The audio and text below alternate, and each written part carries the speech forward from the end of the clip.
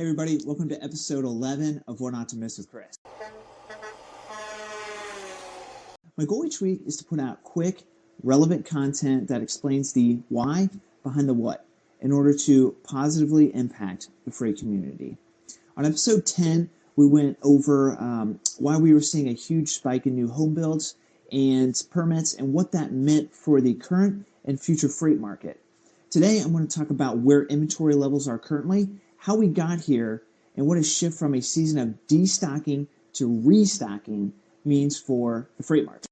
So let's start with how we know they're low and where they are now. There are several different indices and data points you can look at when talking about inventory levels. I've pulled a couple of the ones that I found to be most relevant. This one is the total business inventory to sales ratio. This shows the relationship of the end of month values of inventory to the monthly sales. These ratios can be looked at as indications of the number of months of inventory that are on hand in relation to sales for a month. For example, the current ratio is sitting at 1.31. It indicates that businesses have enough merchandise on hand to cover 1.3 months of sales. The current ratio of 1.3 is the lowest we've seen since here in 2014. And this is surprising because, 6 months ago, levels were sitting, above 1.65 here, a ratio unheard of for 30 years. The high, of course, was directly related to immediate halt in consumer spending during the early COVID days. However, again, one high to one extreme to a very low is still worth mentioning. When talking about inventory levels, I also like to keep an eye on the ISM's Manufacturing Customers Inventory Index. This index is a subset of the ISM PMI, which is put out by the Institute for Supply Management and focuses on manufacturers' inventory levels of raw materials they essentially need to make the products they sell. Anything over 50 represents expansion, while anything below 50 represents contraction. The latest reading for December, which isn't on this chart, but I can draw it here, is 37.9. A slight increase from November, which was sitting at this number here, 36.3. However, it's still sitting at its lowest point since back here in 2010. And this is significant given that at the beginning of 2020 here, we were sitting around near expansion territory highs not seen since 2017. So between this chart and the current low inventory to sales ratio discussed on the previous slide, you can see that inventory levels are sitting significantly below healthy averages. But obviously the question we need to answer here is why? So I recently came across this bar graph created by FreightWaves, and I feel like it does a good job of helping to break down why inventory levels are so low. It compares retail imports to retail sales percentage change on a year-over-year level by month. The green represents retail sales, the blue represents retail TEU imports, and anything above this line over here represents growth. Anything below it represents contraction. At a glance, it's obvious that the first half of the year was kind of a bummer. We saw negative sales and imports on the retail side on an overall basis.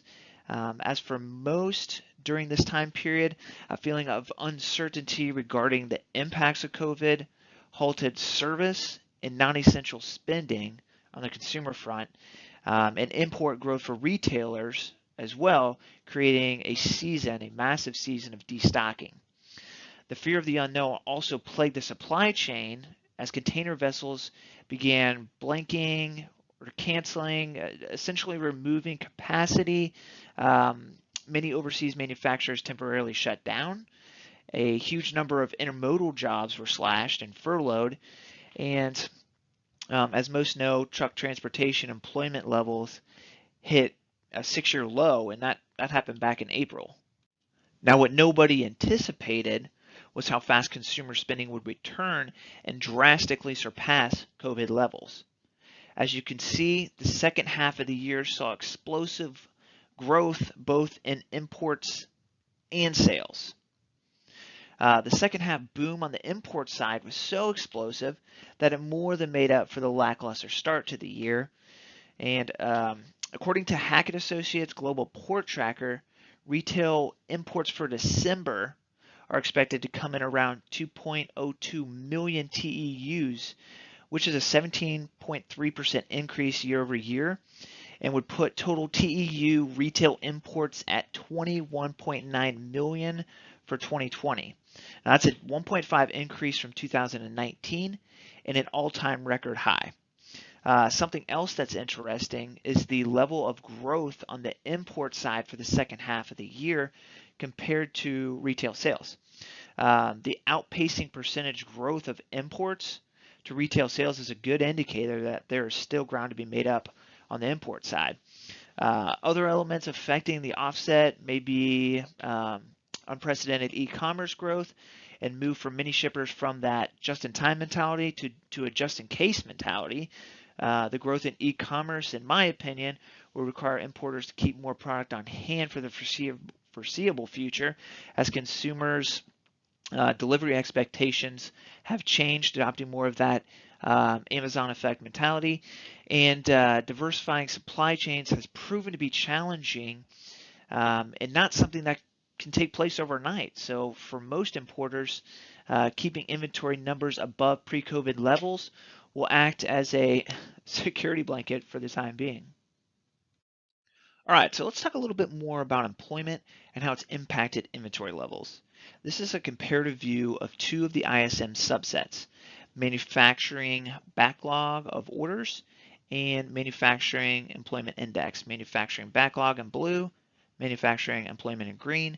Anything over 50 represents expansion. Anything below 50 represents contraction. As you see, both indexes follow a similar pattern. And as employment bottomed out at the end of April, so did backlogs, mostly due to diminishing demand after a short period of explosive panic buying in March. Now, as consumer spending began to ramp up quickly, partially due to stimulus and enhanced government unemployment benefits in the second half of the year, so did both manufacturing employment and backlogs.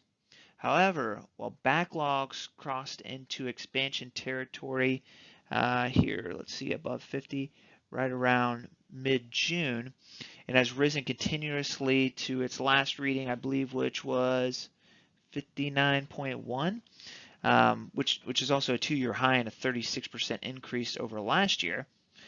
Manufacturing, on the other hand, manufacturing employment didn't see expansion until the end of September here, to where from there in October it peaked and then afterwards fell back down below that expansion line at 48.4, and the latest reading for December has it back above expansion territory just slightly at 51.5.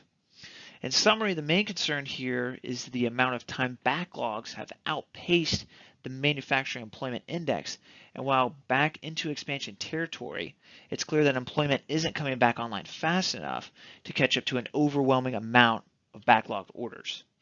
While part of the backlog order issue lies with manufacturing employment, the other part has to do with import bottlenecks. Now, I pulled the map above from marinetraffic.com's live map feature. This is a view of moored and anchored ships right outside of the port of LA and Long Beach.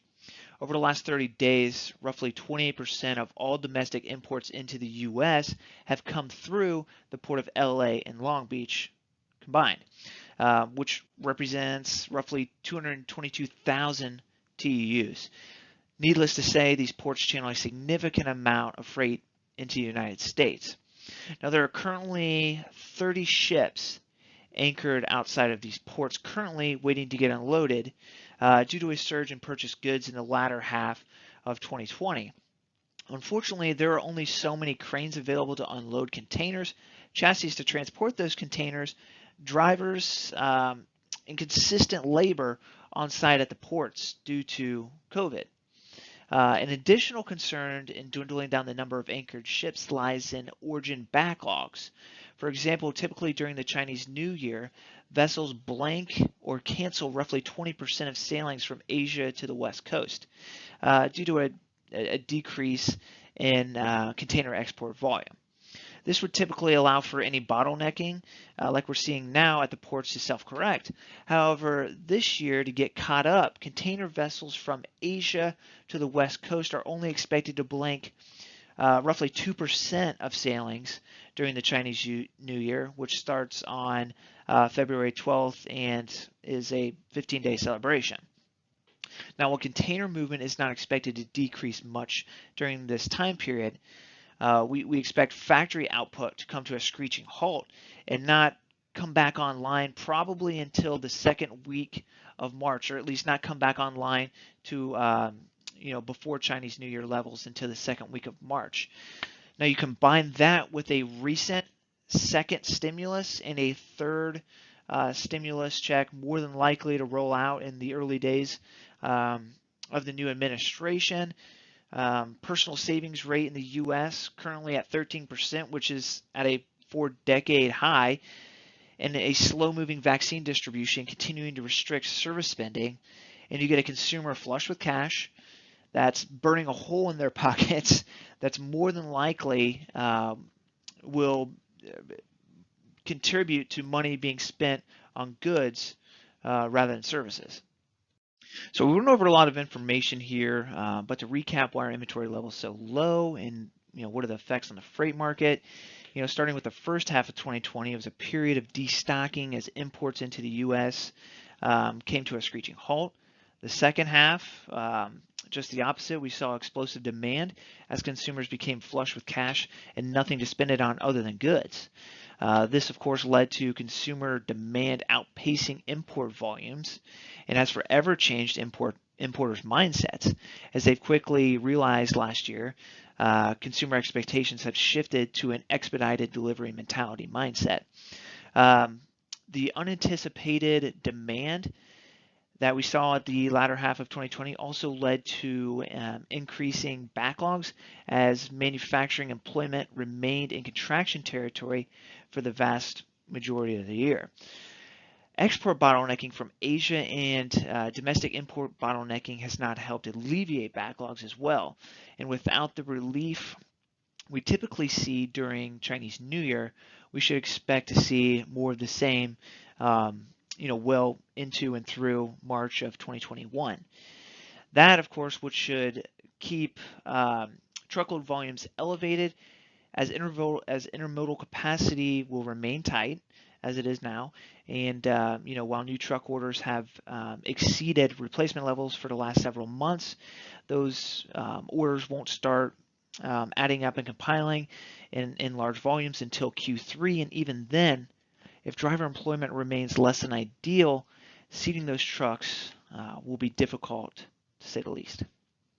If this information has been beneficial, please like, share, or leave a comments below. And also, if you have topics you'd like me to break down in the future, please feel free to reach out to me as we can go over those on future episodes of What Not to Miss with Chris. And until next time, I'm Chris Seeds, and this has been another episode of What Not to Miss with Chris.